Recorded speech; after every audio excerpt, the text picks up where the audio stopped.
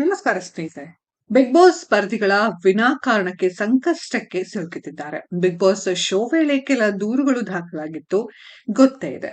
ಮಚ್ಚು ಹಿಡಿದು ರೀಲ್ಸ್ ಮಾಡಿದ್ದ ತಪ್ಪಿಗೆ ಬಿಗ್ ಬಾಸ್ ಮಾಜಿ ಸ್ಪರ್ಧಿ ರಜತ್ ಜೈಲಿಗೂ ಹೋಗಿ ಬರುವಂತಾಯಿತು. ಇದೀಗ ಮೈಸೂರು ಹಳೆ ಜಿಲ್ಲಾಧಿಕಾರಿ ಕಚೇರಿ ಕಟ್ಟಡದ ಎದುರು ರೀಲ್ಸ್ ವಿಡಿಯೋ ಮಾಡಿ ಅವರು ಸಂಕಷ್ಟಕ್ಕೆ ಸಿಲುಕಿದ್ದಾರೆ. ರಜತ್ ವಿರುದ್ಧ ದೂರು ದಾಖಲಾಗಿದೆ. ರೀಲ್ಸ್ ಹುಚ್ಚಾಟಕ್ಕೆ ಸಾಕಷ್ಟು ಜನ ಕಾನೂನು ಸಂಕಷ್ಟ ಎದುರಿಸಿರುವ ಉದಾಹರಣೆಗಳಿವೆ. ರೀಲ್ಸ್ ವೈರಲ್ ಆಗಬೇಕು, ಲೈಕ್ಸ್ ವ್ಯೂಸ್ ಹೆಚ್ಚು ಸಿಗಬೇಕು ಎಂದು ನಾನಾ ಸಾಹಸ ಮಾಡ್ತಾರೆ. ಕೆಲವೊಮ್ಮೆ ಗೊತ್ತೋ ಗೊತ್ತಿಲ್ಲದೆ ತಪ್ಪು ಮಾಡಿ ತಗ್ಲಾಕೊಳ್ತಾರೆ.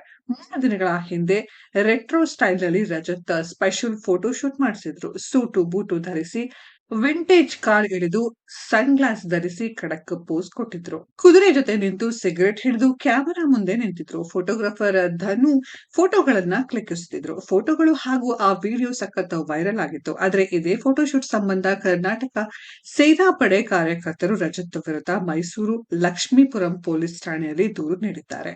ಎಫ್ಐಆರ್ ದಾಖಲಿಸುವಂತೆ ಪೊಲೀಸರಲ್ಲಿ ಆಗ್ರಹಿಸಿದ್ದಾರೆ. ಪಾರಂಪರಿಕ ಕಟ್ಟಡದ ಮುಂದೆ ಅನುಮತಿ ಇಲ್ಲದೆ ಬಿಗ್ ಬಾಸ್ ಖ್ಯಾತಿಯ ರಜತ್ ವಿಡಿಯೋ ಮಾಡಿದ್ದಾರೆ. ಸಿಗರೆಟ್ ಸೇದುವ ಮೂಲಕ ತಮ್ಮ ಫಾಲೋವರ್ಸ್ಗೆ ಕೆಟ್ಟ ಸಂದೇಶ ನೀಡಿದ್ದಾರೆ. ಈ ಮೊದಲು ಕೂಡ ಮಚ್ಚು ಹಿಡಿದು ರೀಲ್ಸ್ ಮಾಡೋದಕ್ಕೆ ಎಫ್ಐಆರ್ ದಾಖಲಾಗಿತ್ತು. ಇದೀಗ ಮತ್ತೆ ಅದೇ ರೀತಿ ತಪ್ಪು ಮಾಡಿದ್ದಾರೆ. ಅವರ ವಿರುದ್ಧ ಕ್ರಮ ಕೈಗೊಳ್ಳಿ ಕರ್ನಾಟಕ ಸೇನಾಪಡೆ ಕಾರ್ಯಕರ್ತರು ಪೊಲೀಸರಲ್ಲಿ ಮನವಿ ಮಾಡಿದ್ದಾರೆ.